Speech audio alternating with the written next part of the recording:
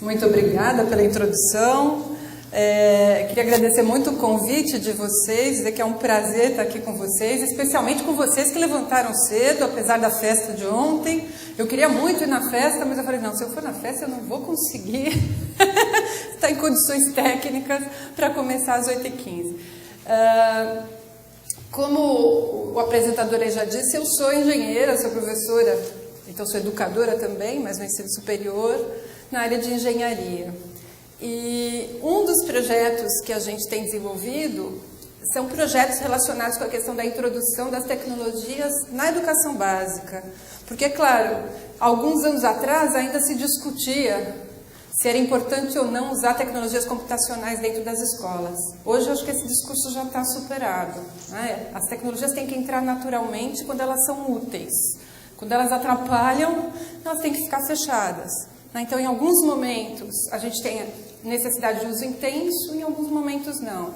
E a gente vem investigando já há alguns anos esse tipo de assunto, por quê? Porque acabou partindo como uma necessidade também nossa. Como é que a gente consegue ter alunos com potencial melhor nas universidades, para que eles consigam usar todas as tecnologias que existem hoje a favor da construção, da aprendizagem deles, se eles já não vierem, né, com essas coisas bem trabalhadas da educação básica. Então, foi também por ser engenheira na área de eletrônica que a gente entrou nessa área, mas também como uma necessidade no ensino superior. A gente precisa trabalhar junto com a educação básica para a gente rever as nossas práticas, porque mesmo no ensino superior a gente tem o mesmo problema que vocês, né, de entender direito qual o papel da pedagogia, qual o papel da tecnologia. E já começo com uma conclusão que eu vou retomar lá no final. A pedagogia é o mais importante. O foco tem que ser na pedagogia. A tecnologia ela tem que entrar de uma forma transparente.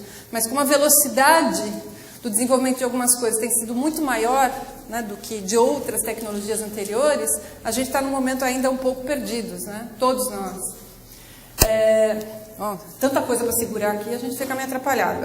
Vai o botão aqui e aponta para cá.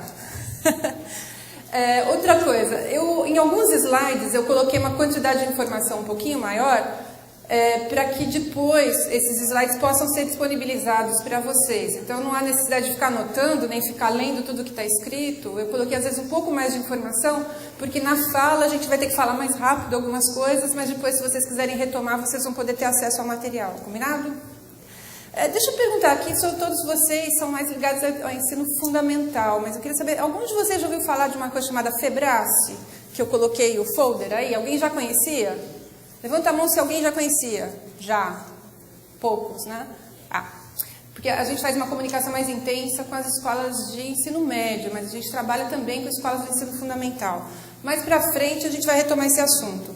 Eu dividi a nossa fala aqui agora em dando um cenário atual, por que essas questões que a gente está discutindo são importantes, o que é o Brasil no cenário internacional. Vou falar um pouquinho da tecnologia na escola com um exemplo específico na educação fundamental, focada em língua portuguesa e matemática, da qual eu não participei, mas eu vou comentar com um olhar externo, com um olhar de quem não participou desse projeto, falando o que eu considero que é importante. Depois disso eu vou comentar novas práticas, quer dizer, são velhas práticas, mas numa roupagem nova, novas práticas para o ensino de ciências e que trazem muito mais sentido para o uso de todas as tecnologias computacionais que a gente tem hoje para essa nova dimensão de ensino de ciências que a gente precisa, de alguma coisa mais conectada com a vida da gente, com a utilidade, né, da ciência e da tecnologia. E para isso eu vou usar alguns exemplos aí da FEBRACE e vou falar para vocês de uma plataforma para apoio à formação de professores que a gente desenvolveu, que está acessível na internet, gratuita, ou que vocês podem solicitar para que a gente mande o material em DVD para as escolas. E depois fazer uma breve conclusão. Opa, errei de botão. Bom, contexto atual, né? Qual a situação que a gente tem?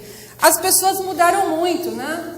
Mas a questão da tecnologia sempre existiu. É que hoje em dia a questão da eletrônica avançou tão rápido que quando a gente fala de tecnologia na escola, a pessoa fala, não é giz, né? Não é lousa, é computador. Né? Muitas vezes quando você fala tecnologia na escola, as pessoas têm uma mania de reduzir. Porque tecnologia são todas as ferramentas que foram desenvolvidas e que estão te apoiando dentro da escola. Mas como a mais diferente, a que causa mais problema, é a computacional, a gente vai focar um pouquinho mais nela. Então mudou muito, ninguém aprende sozinho, aprende interagindo com o ambiente, aprende com o outro. E as pessoas de hoje... Opa! Foi muito rápido. As pessoas de hoje estão um pouco diferentes. Né? Coisas que pra gente, a maioria de nós deve usar o telefone para... Não, vocês devem ser usuários mais avançados já, né? Mas eu fico vendo como é que a minha filha de 14 anos usa o mesmo celular que eu tenho. Apesar de eu ser formada em engenharia eletrônica e adorar ficar desvendando os mistérios de todos os equipamentos, como é que foram projetados, etc., a minha filha tem muito mais desenvoltura para identificar todos os aplicativos que já vêm instalados e os que ela pode instalar, né? Então, ela não usa o telefone como um comunicador básico, como a maioria de nós, um pouco mais velhos, fazemos, né? E aí a gente precisa se unir a eles, porque quando a gente não sabe alguma coisa das tais tecnologias computacionais, eles são os especialistas, porque eles têm muito tempo, eles têm muito menos medo do que a gente que é mais velho. A gente tem menos tempo para explorar e a gente tem mais preconceitos. A gente tem vergonha, às vezes, de mostrar que não sabe. A gente precisa perder a vergonha, né, de não saber, de mostrar que a gente está aprendendo com os pequenos. Então, acho que esse é um dos principais desafios em relação a essas tecnologias. A gente chega a ter até situações em alguns lugares em que, por lei, é proibido usar esse tipo de tecnologia dentro da sala de aula. Não é? Será que a gente não tem que rever nossos conceitos? Alguns desses dispositivos, os celulares mais modernos, eles são computadores muito mais poderosos do que o computador que levou o homem à Lua em 1969. Ele tem vários sensores, ele sabe onde é que você está, ele sabe se você está chacoalhando ele ou não. E, além disso, você poderia acoplar outras coisas a esses dispositivos. Vocês veem que os tablets e os celulares estão muito parecidos, né? Você tem celulares um pouquinho maiores, tablets pequenos, que também tem possibilidade de comunicação, como o celular. Então, a gente precisa olhar esse tipo de dispositivo com muito carinho. E vocês veem também como é que esses produtos estão evoluindo rápido. Certamente, quando vocês nasceram, alguém tinha celular em casa? Não, aqui a plateia está numa faixa etária. Você tinha celular em casa já? Não, tem. Mas para a maioria da plateia, a gente não tinha esses dispositivos em casa. E hoje a gente não sabe como é que a gente vive sem eles, né? Porque se a gente estiver com o celular sem bateria, nossa, né? É um desespero. Mas agora vamos dar uma olhada, esquecendo um pouquinho aí os dispositivos, vamos pensar um pouquinho de como é que está o Brasil no cenário internacional. Né? O Brasil, aí vai ter Copa, o Brasil dizem que está no cenário internacional com a economia aparecendo aí entre os 10 países com melhor economia mais forte. Se a gente olha esse gráfico aqui, eu coloquei a União Europeia, Estados Unidos, China, Japão, Índia, Rússia e depois vem o Brasil. A gente tem ali um indicador de geração de riqueza que é o PIB. A gente podia ter outros indicadores, eu coloquei o PIB. E aqui eles foram ordenados, né, esses agrupamentos aqui foram ordenados pelo PIB. Então a União Europeia junta, todos os países da Europa juntos estão gerando mais riqueza, um pouquinho mais que os Estados Unidos. Depois a gente tem a China, etc. Em laranja, a gente colocou quanto que os países percentualmente investem comparados aos outros países do mundo, né? Então a gente tem ali, ó, a União Europeia gera um PIB de aproximadamente ali um pouquinho mais de 20% do PIB mundial. Os americanos, né, um pouco mais do que 20% do PIB mundial. E se a gente olhar o quanto que eles investem em pesquisa e desenvolvimento, você vê que o laranja é bem alto. Então, os percentuais mundiais desses países para pesquisa e desenvolvimento são muito altos. Então, eles não geram muita riqueza, percentualmente aqui, à toa. É porque investe. A gente, para ter retorno, tem que investir. Né? Qualquer investimento aí em dinheiro, a gente sabe. Para ter retorno, tem que investir. Então, para ter retorno em riqueza, tem que investir. Tem que investir em pesquisa e desenvolvimento. Em azul, eu coloquei ali para a gente ver o tamanho da população. Né? Então, não coloquei aí o PIB por pessoa, né, por habitante, mas eu coloquei o PIB percentual global, e a gente vê aí que o Brasil tem uma população que ela está aí de um tamanho um pouco maior do que o Japão, né? Só que o Japão está conseguindo gerar mais riqueza que a gente, mas ele investe muito em pesquisa e desenvolvimento. Um outro país que vale a pena mencionar também, que tem uma população da ordem de 1/4 do Brasil, é a Coreia do Sul. A Coreia do Sul, há 40 anos atrás, estava lá embaixo, era um país muito pobre, E eles investiram pesado, como vocês sabem, na área de educação. E se vocês forem olhar na área de tecnologia, quer dizer, todo mundo deve ter um produto coreano em casa, né? Vocês conhecem alguma marca coreana? Qual? Bom, a gente podia ficar aqui horas falando. Eu levei alguns alunos para participar de uma competição científica na Coreia do Sul e eu passei o voo lendo um documento da embaixada mostrando como é que eram as relações comerciais entre o Brasil e Coreia. A gente só exporta para eles gêneros básicos e eles exportam para a gente vários produtos com alto valor agregado, né? Muita inteligência agregada. Então, nos últimos 40 anos, eles reverteram o processo. As escolas de engenharia deles são espetaculares. A gente tem no mundo, não é só no Brasil, uma demanda crescente aí por profissionais em ciências e engenharia. E nas outras áreas do conhecimento também. Mas eu estou puxando um pouquinho a sardinha, porque os talentos para ciências e engenharia estão lá na escola de vocês.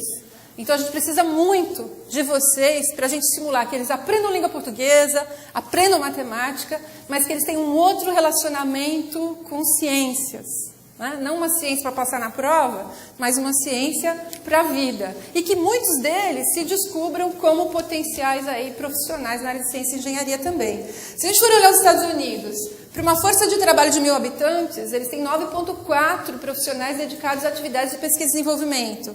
A Coreia do Sul já está com cifras semelhantes ali, 9,2. A China, apesar de estar com 1,8, tem gente pra caramba.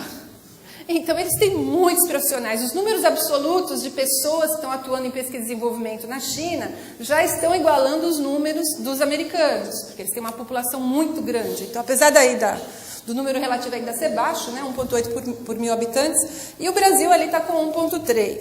Mas só para a gente entender o nosso país. Então, se a gente ainda tem uma série de dificuldades, é porque a gente está gerando pouca riqueza. Então, para a gente poder distribuir renda, para a gente poder melhorar uma série de coisas, a gente precisa ser mais eficiente. Então, como é que está a educação básica no Brasil? Acho que a gente pode olhar também rapidamente isso aqui para contextualizar. Eu peguei um dos resultados aí do PISA, que é um exame internacional aplicado para estudantes de 15 anos. Se a gente for olhar em verde, a gente tem a curva do Brasil, que é parecida com a curva da América Latina, que está em vermelhinho ali, laranja, né? A média dos países que participam desse exame, que são da OCDE, está em roxo. Os Estados Unidos ali está um azul meio esquisito, que está parecido com o da OCDE. E eu coloquei, por exemplo, a República da Coreia do Sul, que é a que está em azul claro. Então, vocês veem que a maioria dos alunos da Coreia estão lá perto do nível, entre o nível 3 e o nível 4. E os do Brasil é que a maioria dos nossos alunos estão no nível 1. Mas o que esse negócio significa? Estar no nível mais para cá ou mais para lá, né? Opa! Foi demais. Estar mais para cá significa que eles conseguiram responder algumas coisas sobre ciências. Eles sabem algumas informações sobre ciências. Estar mais para lá significa que eles sabem ciências, conseguem entender os conceitos e aplicar os conceitos em diferentes contextos. E é para lá que a gente tem que estar, porque responder coisas sobre ciência só para passar numa prova depois de 3 meses não servir para mais nada. Quando quebra a minha bicicleta, eu não sei usar a física da escola nem para consertar a bicicleta, então não adianta nada, né? Então, acho que isso aqui a gente precisa estar olhando em detalhe quais são as competências que são cobradas nesse tipo de exame, né? E qual que é o nosso desempenho. Acho que isso é muito importante, é um referencial. Ops, vamos lá? Outra coisa que é importante, a partir de 2009... quem participa, quem orienta a condução do PISA, percebeu que era muito importante incorporar a leitura eletrônica. Então, não basta só uma leitura em papel. As pessoas precisam conseguir buscar informações no meio eletrônico. Então, eles já fizeram modificações na prova para eles tentarem avaliar, né, se eu também consigo ter aí capacidade de leitura eletrônica no meio digital. E na avaliação de ciências, além de cobrar conhecimentos científicos, também cobra conhecimentos em sistemas tecnológicos. Por quê? Porque a gente precisa de pessoas que não sejam só consumidores de tecnologia, mas que eles consigam entender o que são essas caixas pretas, né? O que tem lá dentro, como é que são os princípios de funcionamento, como é que eu posso ser autor também dessas coisas, né? Não só consumidor. Um outro texto que eu gosto de referenciar, o pessoal na Europa tem produzido muito material, que é um esforço ali coletivo, né, de comunidade europeia, muitos textos, em que eles estão identificando o que significa ser um aprendiz aí do novo milênio. E um dos textos aponta aí para 8 competências essenciais que têm que ser desenvolvidas na educação básica e que têm que ser aprimoradas aí ao longo da vida. Então, a questão, todas colocadas aí, as mais conhecidas, né? Comunicação na língua materna, em língua estrangeira, matemática e competências básicas em ciência e tecnologia, mas eu destaquei 2 aqui que são importantes, que a gente tem que desenvolver e que tem a ver com o tema da minha fala, que é a questão da competência digital e essa competência de aprender a aprender, que é a mais importante a ser desenvolvida na educação básica. Muito mais do que ficar colocando muitos conteúdos e achar que o aluno vai conseguir, depois de 12 anos ali na educação básica, realmente ter conseguido absorver tudo aquilo, ele precisa entender como é que se aprende, qual é o método, quando eu tenho alguma dificuldade, como é que eu aprendo. Então, a escola ela tem que potencializar muito mais indivíduos que sabem fazer boas perguntas, e vocês que trabalham principalmente com educação infantil e fundamental 1, o mais importante nessa faixa etária é não sufocar as perguntas, porque as crianças, elas nascem cientistas, nascem, né? Elas aprendem, elas têm uma capacidade de observação e de tentar fazer alguma coisa. Quando a criança começa a subir uma escada, por exemplo, a primeira vez que ela consegue subir um degrau, ela desce e sobe, porque é muito divertido fazer de novo e tentar entender como é que ela conseguiu, né? Depois, quando a gente coloca numa escola ruim, não pode isso, não pergunta aquilo, não é hora disso, a criança vai sendo sufocada e ela passa a achar que ela não sabe nada, né? Então, a gente precisa tomar muito cuidado, principalmente na educação infantil, onde a gente tem ali diamantes brutos, e não sufocar a criatividade, de criar mecanismos para incentivar essa criatividade, incentivar o amadurecimento dessa formulação de perguntas, porque quem sabe fazer boas perguntas no mundo atual não tem limite, não tem limite. E a gente tem várias provas disso em vários trabalhos que a gente desenvolve. Bom, a gente tem vários indicadores de desempenho, nacionais, internacionais, às vezes municipais, estaduais, que a gente pode estar olhando como é que está a educação, mas uma coisa que é importante, qual é o papel da escola? A escola precisa motivar os alunos para que eles queiram aprender. Esse é o principal papel da escola. Ele tem que conseguir desenvolver a autonomia e ele tem que sentir que aprender é muito bom, né? Que estar na escola é muito bom, porque aprender é muito bom. E que eu preciso, então, na educação básica, desenvolver essas competências essenciais e autonomia desse indivíduo. E a gente tem que buscar outros indicadores de desempenho para avaliar as escolas, avaliar o trabalho das escolas, além desses, né? Porque você está ali muito mais perto dos alunos e que algumas dessas provas não conseguem medir uma série de características que precisam também ser avaliadas.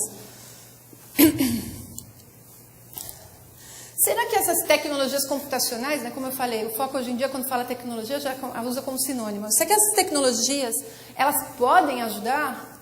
Será que vão atrapalhar, né? Em 2005, não é para ler, obviamente, né, está num tamanho aqui que não é para vocês lerem, mas em 2005 surgiu um projeto de um grupo do MIT, lá nos Estados Unidos, né, uma das universidades mais conceituadas no mundo, que era HDL, era $100 laptop. Então, um professor de lá, o professor Nicolas Negroponte, falou que era possível ter um laptop na escola e que fosse um laptop de $100. Aí o pessoal falou, como é que pode um laptop de $100 se naquela época um computador portátil custava muito mais do que $1.000, né? O que esse cara está falando? Então, isso aqui na verdade foi uma provocação para a indústria que eles fizeram naquele momento, porque a indústria de eletrônica já podia certamente produzir um laptop de baixo custo que fosse adequado a usar na escola. Só que como eles estavam acostumados a sempre ganhar dinheiro, fazendo coisas um pouco mais parecidas para um outro público, eles não estavam se preocupando em desenvolver coisas para a escola e coisas como a gente tem hoje.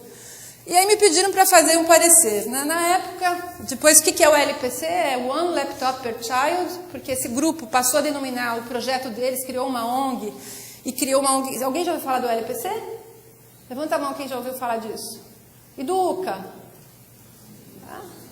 Então, UCA foi a releitura do Brasil em relação ao LPC. Enquanto o LPC dizia que era um laptop por criança, porque eles estavam pensando também nas crianças que estão fora da escola, em alguns países da África, por exemplo, a gente tem um número de crianças que ainda não entraram na escola muito elevado. Então, quando eles denominaram o One Laptop per Child, a preocupação deles era que se levasse tecnologia, porque se a escola não chegou até a criança, que esses dispositivos fossem um caminho das possibilidades de ter escola, né, em localidades mais remotas. Mas no Brasil, a gente fala assim, não, no Brasil a gente já tem as crianças na escola, a dificuldade dos professores hoje em dia é segurar as crianças na escola, porque eles acham que a escola é chata, não é? Então, aí o pessoal fala assim, não, então a gente vai colocar o nome do nosso projeto no Brasil de um computador por aluno, porque o aluno está na escola, né? É um jovem, uma criança na escola. E, obviamente, que seria um computador para o professor também, né? No nome ficou mais compacto a IUCA, mas a ideia era essa, que você conseguisse ter um por pessoa. E eu coloquei ali que isso daqui são tecnologias que elas possibilitam, elas são necessárias, mas não são suficientes. Não adianta nada você colocar um dispositivo super potente na mão de uma pessoa, como também não adianta nada você colocar uma linda, maravilhosa biblioteca dentro de uma escola, como eu já vi em alguns lugares, e o pessoal fica com tanto medo que estraguem os livros, que tranca a biblioteca de um jeito que as crianças não conseguem ter acesso. Então, são tecnologias necessárias, mas não são suficientes. Obviamente, vocês sabem melhor do que eu, né? E eu coloquei lá que isso aqui é uma revolução e evolução possível. Porque quando eu escrevi isso, eu lembrei até da minha infância. Eu falei assim, nossa, quantas vezes na sala de aula eu tive dúvidas e eu perguntei para a professora, não, e tal coisa. Aí ela falou assim, isso a gente vai ver na semana que vem. Eu estou esperando até hoje. Então, quando eu coloquei ali dessa revolução e evolução possível, eu pensei também nesse tipo de situação. Quer dizer, na escola, na sala de aula, o professor é obrigado a trabalhar na média. Então, aquele aluno que quer ir mais longe, ele não consegue se ele não tiver outras coisas no ecossistema ali, da escola, da família, ele não consegue ir além porque ele tem que ficar com o freio de mão puxado, esperando, né, que a turma consiga evoluir. Da mesma forma, aqueles que estão muito abaixo, que não conseguem acompanhar, às vezes ficam cada vez mais motivados, porque as dúvidas e as dificuldades ficam cada vez maiores. A gente fez um estudo, esse aqui é da nossa equipe, apoiado pela Fundação Vitor Civita, e que ele está publicado, acessível na internet, vocês podem procurar esse documento, e que em 2009 a gente entrevistou profissionais de 400 escolas de 13 capitais brasileiras, e a gente queria entender como é que eles usavam, se usavam o computador. Aqui a gente não está falando ainda de um computador por aluno, porque em 2009 você não tinha, né, nessas 400 escolas, um computador por aluno. Então a gente queria saber o que tinha dentro da escola e como é que era usado. Porque muita gente às vezes falava assim, mas não adianta colocar o computador na escola, porque o professor não sabe usar.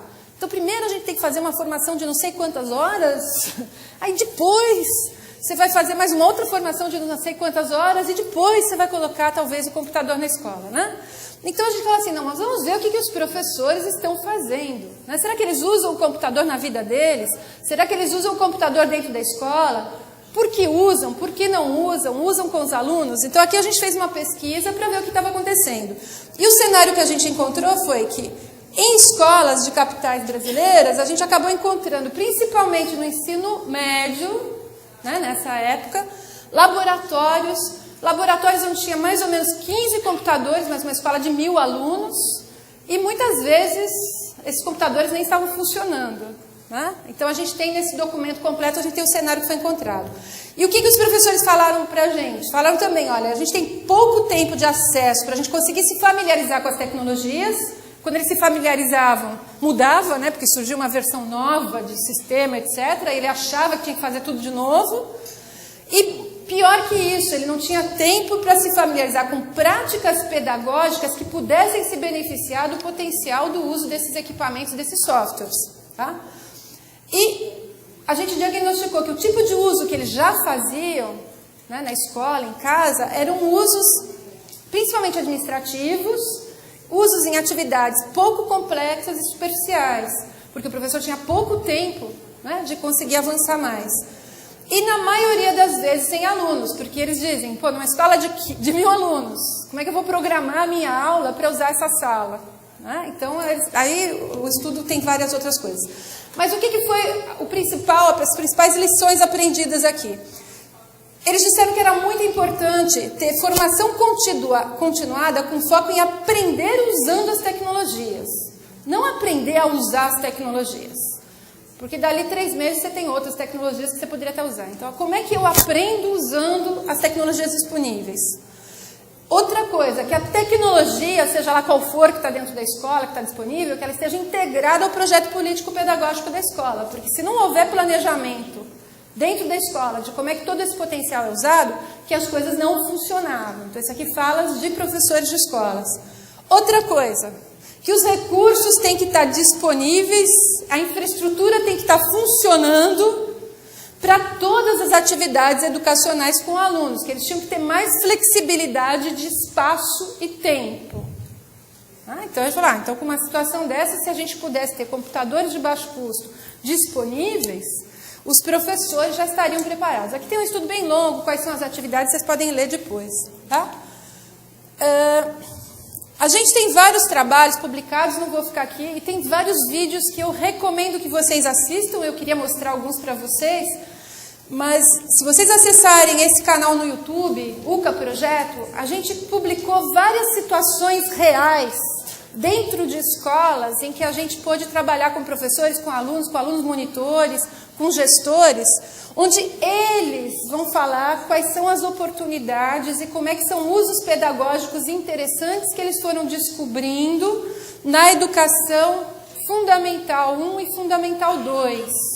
Então, por favor, acessem depois, até para ver qual que é o olhar de vocês para isso, porque aí não é a Roseli falando, são os professores falando como é que mudou a relação deles com os alunos quando eles passaram a criar situações em que o professor focava no pedagógico e os alunos eram os monitores tecnológicos. A gente teve nesses projetos aqui crianças com 9 anos que eram monitores.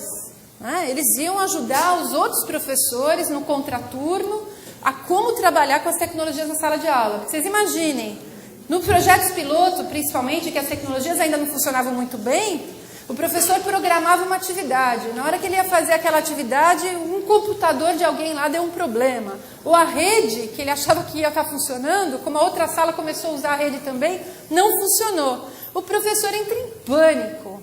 Né? Então, o que algumas escolas andaram fazendo? Foi criar esses mecanismos em que os alunos eram seus monitores tecnológicos e conseguiam ajudar o professor a ter equilíbrio emocional na hora que alguma coisa tecnológica não funcionava.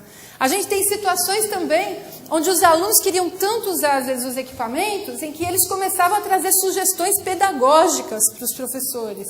Ah, professora, sabe, a senhora estava falando daquele autor lá de literatura, sabe que eu vi essa pessoa falando na internet? Aí a professora, como assim? Né? Então, eles mesmos, por quererem usar e por se sentirem parte do processo, começam também a dar sugestões. E os professores têm dificuldades diferentes, têm tempos diferentes de aprendizagem e eles precisam ser respeitados. Não adianta querer vir com uma receita de cima para baixo, cada um tem um tempo de ir absorvendo o potencial dessas tecnologias. As ameaças são muitas, né, de descontinuidades, interrupção, não formalização de responsabilidades em programas e projetos, falta de manutenção, de atualização de hardware e software, problemas de comunicação. Em grandes centros urbanos, a gente tem um outro problema adicional que foi identificado, que é excessiva rotatividade de professores nas redes. Então, quando você desenvolve um trabalho dentro de uma escola, quando você começa o ano seguinte, já mudou mais do que 50% dos professores. Então, você tem que começar tudo de novo. Em municípios menores, felizmente, esse tipo de problema é diferente. Né?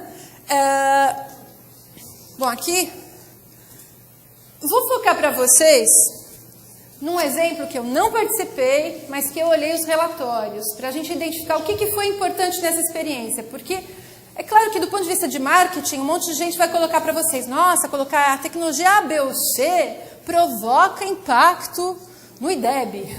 Então comprem, né? Mas vocês têm que tomar cuidado. Quando que uma tecnologia realmente vai poder provocar impacto? Como a gente falou, ela é uma condição necessária no mundo moderno, mas ela não é suficiente. Então, olhem, por exemplo, esse caso.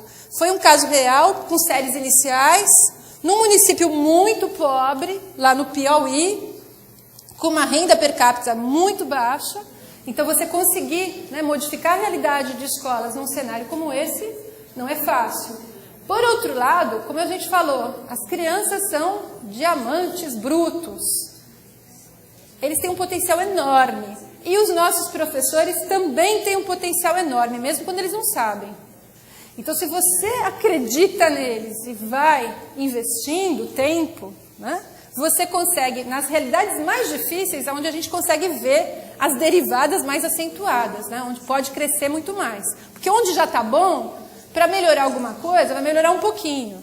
Agora, onde está muito ruim, se você conseguir trabalhar, né, de forma firme, você pode ter resultados visíveis muito mais rapidamente. Aqui eles trabalharam com 11 escolas na região urbana, que dá aí um total de 30 diretores e coordenadores, 150 professores, 2.000 alunos. E vejam que a gente tem aqui embaixo também, ó, 2 coordenadores locais e 11 monitores pedagógicos, num período que começou em 2007 e foi por vários anos esse trabalho. A gente tem alguns gráficos aí que mostram como é que é o perfil dos professores e gestores. Então, os gestores que estão em vermelho, a gente vê que eles têm uma formação maior do que os professores. Lá a gente tinha um cenário em que muitos professores não tinham nem o ensino superior, e muito menos pós-graduação. Em relação ao uso do computador também, se vocês olharem ali os professores, a maioria deles ali, ó, abaixo de 50% tinha feito uso de algum tipo de uso do computador. Então eram pessoas que não tinham tido contato ainda com o computador e que de repente se depararam com uma situação nova na escola de introdução de tecnologias. O que foi feito nesse município? Adequação dos espaços. Então, foram feitos pequenos investimentos para adequar os espaços para as atividades que seriam desenvolvidas. Adequações das instalações elétricas e lógicas. Não adianta chegar lá com os computadores sem fazer essas adequações. Instalação adequada dos equipamentos. Visitas técnicas para ver se tudo está funcionando. Porque tem gente que entrega na caixa e não faz as visitas para ver se está tudo adequado. Foram colocadas diversas tecnologias que eu não vou entrar em detalhe, mas as escolhas das tecnologias aqui foram feitas focadas no projeto de língua portuguesa e matemática. Tanto de hardware quanto de software, as escolhas desse projeto foram feitas porque eles queriam ter resultados nos indicadores convencionais, resultados melhores em língua portuguesa e matemática. Colocaram, vejam lá, colocaram laptops, mas colocaram armários para recarga dos laptops. Então, se preocuparam em colocar as condições para que tudo funcionasse. Ops. Ai. Formação docente em serviço. Formação dentro da escola ao longo do projeto. Para o uso dos equipamentos e softwares, mas principalmente formação em serviço para a elaboração de planejamento. Onde os professores mais têm dificuldade é nesse planejamento. Senão ele vai fazer, ele liga o piloto automático, vai fazer como ele fazia antes. Então, como planejar de formas diferentes? Como que o professor acompanha e avalia os resultados que ele vai obtendo? Então, essa formação em acompanhamento e avaliação dos resultados para os professores é fundamental. E vejam aqui que eu coloquei em azul, olha o que eles aproveitaram. Ao introduzir as tecnologias, eles levaram junto desenvolvimento de novas práticas pedagógicas, aulas mais dinâmicas, variadas, leitura, exercícios, observação, apresentação oral, debate, investigação, autoria, muitos eventos envolvendo a comunidade. Então, não foi só colocar a tecnologia, houve mudança de prática pedagógica que foi potencializada por essa introdução de uma coisa diferente na escola. Uma monitoria constante. Então, fazendo isso, eles pegaram uma avaliação externa aí da Fundação Carlos Chagas e pegaram município semelhante como grupo de controle, que está em vermelho, e eles foram acompanhando em provas semelhantes o desempenho desses alunos desse município semelhante para ver o que acontecia na primeira, na segunda, na terceira, na quarta série.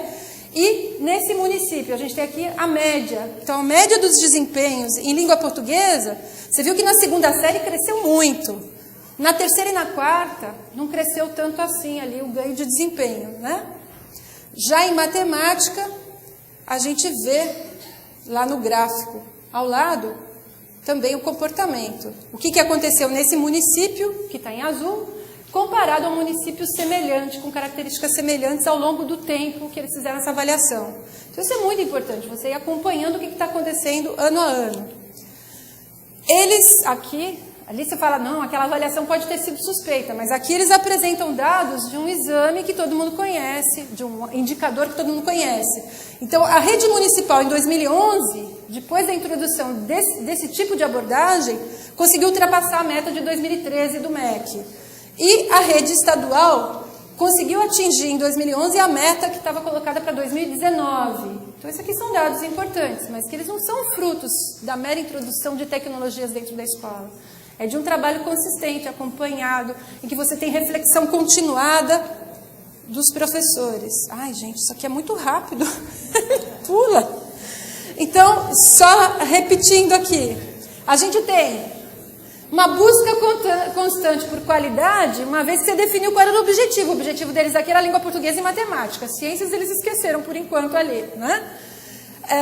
Investiram em infraestrutura para que ela ficasse adequada. Tecnologias aqui, eles colocaram uma tecnologia massiva para que tivesse tudo disponível quando fosse necessário. Absolutamente importante, formação continuada em serviço, o tempo inteiro refletindo sobre as práticas. Planejamento macro a nível de secretaria, mas o planejamento micro a nível de sala de aula. O que eu vou fazer com os meus alunos? Práticas pedagógicas diversificadas, motivação e equidade. Então, se eu tenho infraestrutura diferenciada, se eu tenho várias possibilidades, simultaneamente eu consigo fazer coisas diferentes com os meus alunos, eu estou conseguindo motivar os meus alunos, tanto os que estão mais atrasados como os que estão mais adiantados, proporcionando equidade. E não esqueci aí da avaliação continuada. Gente, eu vou mais rápido. Quanto tempo eu tenho? 10 minutos. Então, agora eu vou no modo rápido. Depois que você consegue mostrar para os professores que aquilo que era mais essencial, que eles não estavam dando conta, que às vezes era trabalhar com língua portuguesa e matemática, que apesar de todo o esforço dele, você conseguiu técnicas, né, e um planejamento, e que eles estão conseguindo melhorar, aí dá para você conversar com ciências, porque ciências, principalmente para quem está no Fundamental 1, parece que é um tema do outro planeta, né? Quer dizer, a ciência tem que fazer parte da vida da gente, tem que entrar de um jeito natural. A gente tem defendido muito, apesar do exemplo que eu vou dar aqui para vocês, ser no ensino Fundamental 2 e médio, porque a gente faz a Feira Brasileira de Ciências e Engenharia, e a gente seleciona jovens do Brasil inteiro para mostrar suas invenções e suas descobertas científicas lá na USP todo ano. A gente leva em torno de 750 alunos que a gente seleciona do Brasil inteiro, para que eles sirvam de exemplo do que pode ser feito nas escolas. Então, são alunos e seus respectivos professores orientadores das escolas que são selecionados e vão para lá. Como ela é uma feira brasileira, não dá para levar crianças pequenininhas para uma feira de dimensão nacional, porque se ele chegar lá e ele quiser a mãe, a avó, vocês estão perdidos. Então, na brasileira, a gente trabalha com uma faixa etária mais elevada. Mas nos municípios, Feira de Ciências, na abordagem que eu vou mostrar aqui, ela começa com os cientistas do infantil, porque eles já são cientistas. A gente aqui estraga se colocar numa escola ruim. Só que é claro que a complexidade dos trabalhos que eles vão desenvolver vai ser diferente. Então, no infantil, eu já participei de algumas feiras em alguns municípios, você tem que valorizar a pergunta do aluno. Não quando ele faz uma pergunta que você acha estranha e fala assim, não, isso é bobagem, né? Esquece. Valorizar a pergunta do aluno. Quando eles chegam na faixa etária aqui da FEBRACE, eles fazem coisas hoje, eles são capazes de fazer coisas hoje. Quando o professor provoca e o professor dá liberdade para que o aluno faça coisas que ele não seria capaz de fazer ainda, né? Quando ele dá essa possibilidade para o aluno, esses jovens fazem coisas que são melhores do que muitos trabalhos de mestrado que a gente já viu, né? Mesmo na universidade em que eu trabalho. E aqui eu vou dar uma dica para vocês, porque não vai dar tempo de falar de tudo, como é que vocês podem trabalhar com os professores de vocês. Essa plataforma Ápice, ela tem muitos vídeos de gente de verdade falando, com sotaques diferentes, de realidades diferentes, de escolas públicas e privadas, mostrando como é que eles trabalham, desenvolvendo projetos investigativos na escola. Por que é importante fazer a feira de ciências aberta ao público para realimentar positivamente todo esse processo? A feira, na verdade, ela é uma estratégia de indução. A gente começou com a Febrace, vocês podem acessar, a gente tem muitos materiais nesse site, é para induzir mudanças de práticas no ensino de ciências nas escolas, para você poder adotar essa abordagem investigativa. Não do aluno só pegar as coisas como uma ciência pronta, mas para o aluno perceber que ele pode gerar conhecimento novo, né? Ele pode estar fazendo invenções para resolver problemas da sua comunidade. Eu vou passar bem rápido aqui, porque senão vou esgotar meu tempo. Mas, por exemplo, aquele menino lá foi um dos meninos que eu levei para a Coreia do Sul. Ele foi lá para um acampamento científico com a gente, e ele participou na Febrace e ele fez uma máquina para descascar amendoim. Porque no interior da Bahia, lá onde ele morava, o pessoal sofria muito para conseguir fazer essa tarefa. Então, ele identificou um problema, caracterizou o problema e desenvolveu uma solução tecnológica. Já a Ana Carolina, que é de Belo Horizonte, ela desenvolveu um projeto para comunidades rurais, porque ela falava assim, que muita gente se preocupava com a contaminação da água nos grandes centros urbanos, mas que nas zonas do interior, a água estava muito contaminada e as pessoas usavam, às vezes, a água do rio para beber, né? Então ela fez todo um projeto de como captar a água do rio, usar nas pequenas comunidades e devolver a água que foi utilizada mais limpa do que a água que entrou na comunidade. E, de novo, a gente quer atrair gente para a ciência e tecnologia, mas principalmente a gente quer mudar as práticas nas escolas, seguindo uma abordagem mais investigativa. A gente faz todo ano uma feira lá na USP para mostrar, a gente gasta uma nota para fazer essa instalação, mas por quê? É absolutamente fundamental receber esses professores e esses alunos protagonistas no coração da nossa universidade, porque eles são, e vocês são, as pessoas mais importantes. Se a gente não trabalhar bem na educação básica, a gente não consegue trabalhar bem no ensino superior, não consegue trabalhar bem nas nossas empresas. A gente já recebeu finalistas de muitos lugares diferentes, porque a gente adota uma prática de abrangência, então a gente tenta buscar os talentos aonde eles estão, mesmo que eles ainda não tenham conseguido fazer projetos super sofisticados. Mas se a gente identifica que o aluno é curioso, determinado, que o professor incentiva o aluno mesmo tendo dificuldades, ele vai ser selecionado, porque o que a gente quer ver é quem tem potencial, não é quem já fez coisas incríveis. Por exemplo, além de participar na nossa feira, depois a gente seleciona para uma rodada internacional, porque o Brasil tem essa mania de que se você não é valorizado internacionalmente, você não é nada, né? Então a gente também vai para uma etapa internacional para mostrar que os nossos alunos e os nossos professores são tão talentosos quanto de outros países. Todo ano a gente ganha vários prêmios internacionais. Eu trouxe aqui só um exemplo, que é uma menina de uma escola pública em São Paulo, que ela ganhou 2 prêmios na Feira Internacional quando a gente levou em 2013. Mas não foi a única. Outros 4 alunos de escolas públicas também foram premiados, e é muito difícil ser premiado na Feira Internacional. São 70 países participando, 1.500 alunos. A gente leva na delegação brasileira só 30 alunos, então ganhar alguma coisa lá é muito difícil. Tem avaliadores que são ganhadores de prêmio Nobel, vão lá, conversam com eles, né? Então a gente tem professores e alunos incríveis em todas as escolas. Esse professor aqui é de Bela Cruz, no interior do Ceará. Quando ele começou a trabalhar com projetos e desenvolver esse tipo de trabalho na escola, tem algumas falas no nosso material do ápice, em que ele fala assim, nossa, eu achava que a gente fazia um relatório, né? Eu achava que eles tinham um caderno de campo. Depois de participar de algumas feiras e de atividades de socialização com outros professores, eu percebi que eu posso fazer diferente.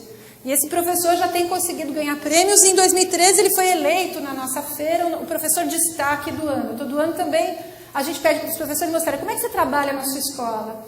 E aí a gente tem uma banca e os professores que participam também votam para a gente escolher, olha, nesse ano quem foi que se destacou? Né? Quem é que trouxe uma abordagem significativa? Quem quiser mais informações, vocês têm o flyer aí, então não preciso colocar aqui, a gente tem muitos materiais que vocês podem usar para fazer as suas feiras. Agora, a pergunta que vocês fazem, mas como é que o meu professor vai orientar um projeto de pesquisas? Não vai dar tempo de eu falar aqui, mas vocês vão poder ter acesso a esses cursos gratuitos de metodologia da pesquisa e organização de feiras, como é que eu organizo uma feira na minha escola, no meu município, nessa plataforma. E ele vai gastar em torno aí de 30 horas para passar por esse material de cada curso, e ele deve fazer isso no percurso. Enquanto ele está orientando, ele vai fazendo esse curso e vai receber um atestado. Vocês podem acessar esse material depois, tá? Mandem sugestões também para a gente melhorar, se vocês acharem que ele está adequado ou não está adequado, por favor, porque isso é muito importante. Bom, a gente passou por esses tópicos, né, como a gente combinou, de qual é o contexto atual, tecnologia na escola, ensino de ciências. E o que é a nossa visão? A visão é que a gente tem hoje um ecossistema digital de aprendizagem e de autoria colaborativa em todos os níveis. Hoje a gente não precisa ficar trabalhando sozinho, sejam os alunos, seja a gente.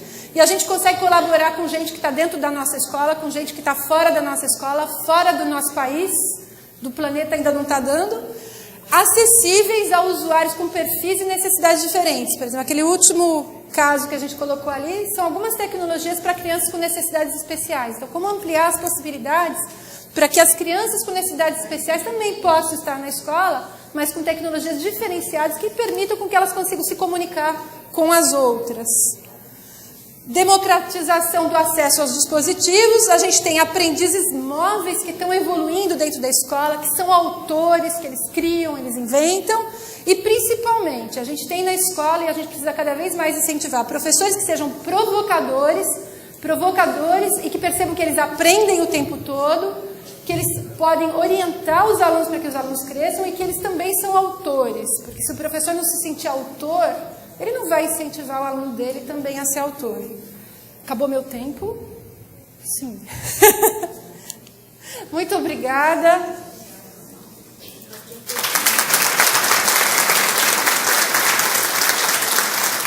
Muito obrigado, doutora Roseli. E na programação, nós ainda estaremos abrindo espaço para até 3 perguntas, já que o tempo nos permite. Então, nós gostaríamos de contar com a participação da plateia de até 3 pessoas, perguntas bem objetivas, para aproveitar o conhecimento da doutora Roseli nesses últimos minutos que ainda temos. Levanta a mão que nós levamos. Perguntas, reclamações, sugestões. Professor, bom dia. Eu sou o Nelson de Jaraguá do Sul, Santa Catarina. E 2 coisas interessantes na tua apresentação. A primeira, nós temos um projeto que foi aprovado no FEBRASE, já está rodando o mundo, então um negócio bem interessante. Saído de uma turma de sexto ano, desculpe, sou bem antigo ainda, mas 6º ano, nós tivemos assim, uma aceitação muito grande. Eu quero agradecer aqui a participação que a gente teve lá, foi muito interessante, estimulou muita gente do município a fazer diferença. Eu queria só fazer uma provocação, e não sei se tu tens condição de responder ou não, mas o grande gargalo para nós temos quase 6 mil usuários do UCA, do ProUCA, quase 6 mil estudantes usando o computador em Jaraguá do Sul. No universo de 20 mil, isso é bastante alto o uso. O problema está no gargalo que a gente tem em tecnologia, porque o passivo que nos ficou no financiamento que nós fizemos para adquirir os computadores, e agora nós temos que ter uma grande equipe de TI envolvida em manutenção, em atualização de hardware, de software, nem estou falando de peopleware na nossa linguagem, que tem muita informação em TI, mas essa é uma coisa que a gente se preocupa. O grande problema está na parte de financiamento, para a gente conseguir fazer com que a rede consiga conversar com esses equipamentos e, ao mesmo tempo, esses equipamentos tenham, ao longo do tempo, uma condição de uso que vá se esticando ao máximo, até que a gente tenha que trocá-lo. Então, aí está o grande gargalo, eu acredito, nesse projeto. Eu não sei se existe algum tipo de movimento de vocês para poder resolver esse tipo de problema para nós, que somos secretários. Sim. Então, eu não sou do Ministério de Educação, mas o Ministério de Educação, pelo que a gente participa, né, nas reuniões, discussões, a gente até teve uma reunião recentemente do UCA, porque a ideia do UCA foi fazer um projeto piloto, principalmente para identificar quais são os problemas da introdução desse tipo de tecnologia nas escolas. Mas essa amarração de federal, estadual, municipal, vocês sabem melhor do que eu, como ela é complexa. Então, essas são coisas que têm que ser resolvidas. O propósito do UCA era ser um projeto piloto, principalmente para identificar as potencialidades e as dificuldades. Agora, se a gente for olhar no cenário aí ao longo dos anos, o que a gente tem? A gente tem uma briga muito forte dos diversos mercados. Por exemplo, você tem um mercado de computadores que sempre, é claro, o objetivo da indústria qual é, gente? Ganhar dinheiro. Eles não escondem isso para ninguém. Se eles puderem ganhar mais dinheiro em menos tempo, né, eles vão adotar essas práticas. Por outro lado, quem é do setor público, a gente tem a responsabilidade por forçar o mercado para atender as nossas necessidades, não a gente se acomodar aos desejos deles. Então, a gente precisa pautar quais são as nossas necessidades. Outro mercado que é bastante complexo é o mercado editorial. Porque se você pensar, se eu tenho um computador que vai durar aí, porque ele vai pifar, porque a indústria não tem interesse. Vocês devem ter tido deve ter alguma geladeira na casa de alguma avó de vocês, que é de 1900 e bolinha, que ainda funciona, né? Agora, por outro lado, você tem alguma geladeira que, assim, se o prazo de garantia for de 3 anos, com 3 anos e um dia ela se autodestrói. Okay? Por quê? Porque isso é programado. É claro, a indústria, ela tem os mecanismos dela. Então, a indústria editorial, se você pensar que dentro de um dispositivo móvel, você consegue colocar milhares de livros ali dentro, se você quiser, porque hoje tem capacidade de armazenamento cada vez maior nesses dispositivos, só com o material da indústria editorial, se eu fosse colocar para um uso offline dentro do dispositivo, eu pago mais caro nesse material editorial do que no hardware. O hardware poderia vir de brinde. Então, existem questões aí que são de mercado, existem questões que são arranjos entre as secretarias. Agora, os gestores têm que ter aqueles tópicos que eu coloquei lá. Os gestores, ao planejarem qualquer atividade, eles têm que pensar que não adianta só ter o aluno e o professor na escola, que eu tenho que olhar as outras dimensões também, porque se elas não estiverem funcionando, né, a formação continuada, a infraestrutura, se eu vou fazer práticas pedagógicas que dependem muito de internet, e eu tenho uma coisa que se chama equivocada na escola, que é banda larga, mas qual banda larga é essa? Porque esse nome não é adequado, né? Se eu tenho 1000 alunos ou se eu tenho 20 alunos na escola, né? Então tudo isso tem que ser projetado adequadamente para que funcione. O planejamento estratégico da secretaria tem que olhar essas dimensões. Existe gente qualificada no Brasil que pode ajudar vocês, né? Nesses diversos projetos, vocês podem ver coisas que deram certo e que não deram certo, né? Outra coisa que acontece também, uma tendência, por exemplo, no ensino superior. Não dá para você pensar que você vai comprar um dispositivo e dar de presente. Você tem que dar o tênis, você tem que dar a camiseta, você tem que dar o computador, você tem que dar condições para que as pessoas possam comprar em 24 desculpas mensais, no Magazine não sei o quê, e compra dele, ele cuida. Né? E aquele que não tem condição nenhuma de comprar, aí você apoia. Quando eu era pequenininha na escola pública, a gente tinha uma PM na minha escola que funcionava. Quem não tinha condições, a escola se juntava para ajudar. Não tinha esse negócio de dar para todo mundo, porque eu escuto muito isso, às vezes no MEC e algumas secretarias. Ou dá para todo mundo igual, ou não dá para ninguém. Então, compra uma porcaria para todo mundo igual e acha que está resolvendo. A gente tem que dar o melhor para os nossos alunos, para os nossos professores. E a gente tem que aproveitar o que eles já têm. Porque mesmo na rede pública, quando você vai lá, por exemplo, quando a gente em 2007 entregou os primeiros Uquinhas, lá, os primeiros computadores para as crianças, eu entrei na sala, assim, numa das primeiras salas e perguntei assim, quem tem computador? Achando que todo mundo ia me responder? Que não tinha. Quem tem computador em casa em 2007, numa escola de periferia? Eu achava que eles iam falar, não tenho.